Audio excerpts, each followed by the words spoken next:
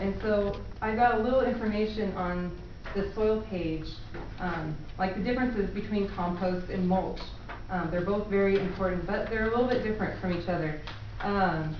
So you can get compost and or mulch or mixes of the two at most landscape supply places. We buy ours from Deschutes Recycle because I can get a good price and I can get a big truck of it because we have a lot of area.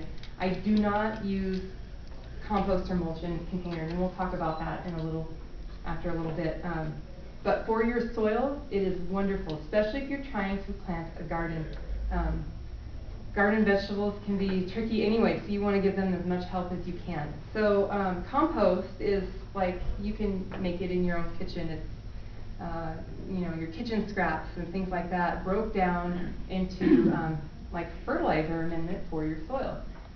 And mulch is typically not as fine, it's not as high quality, it doesn't have the nutrient content. However, it is like bark, it looks nice, it is great weed suppression, it also helps retain moisture. Sometimes it can have nutrient value to add to your soil, but both of them are good. You can use one or either, or both, whatever. It's just a good idea to do something.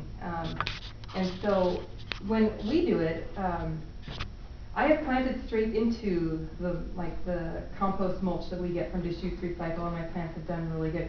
But even if you don't have a lot, or you don't have a large way to haul it, or whatever it may be, even if you're mixing a little bit into your planting area, so say you're planting a 1-gallon pot, or you're planting a flower bed, even if you can do like 1 part of your compost to 2 parts of your soil, about this deep, that would be a tremendous help to your plants.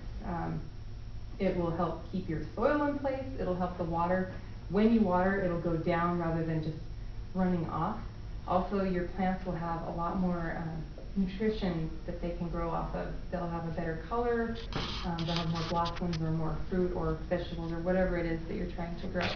And so, but the mulch part is really important.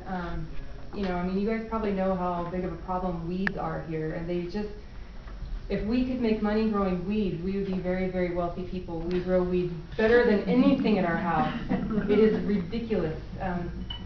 For one thing, our soil is very conducive to seeds, wheat seeds. They can last up to 80 years or more, certain things in our soil, because it is so sandy, because our environment is dry, they don't rot. And so they're just sitting there waiting for their chance, so when they get their chance, they really take off out of nowhere.